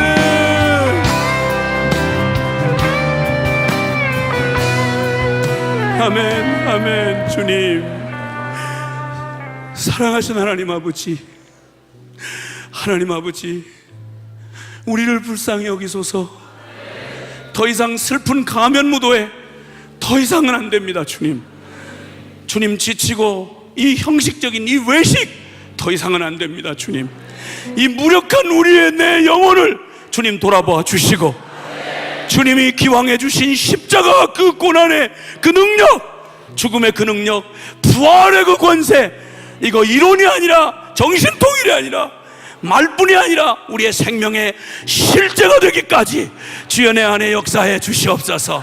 성령의 나를 인도해 주시옵소서. 이제 다른 모든 것 내려놓고 오직 십자가로 달려갑니다. 주님 내 안에 성령이여 주님 역사하셔서 그 십자가 예수님에게 이 십자가 내게 실제가 되게 하시고, 나의 죄와 이 병든 자아의 비극적인 운명 끝장내시고 부활의 예수 생명으로 나를 충만케 하여 주옵소서. 예수 그리스도의 이름으로 기도합니다. 아멘.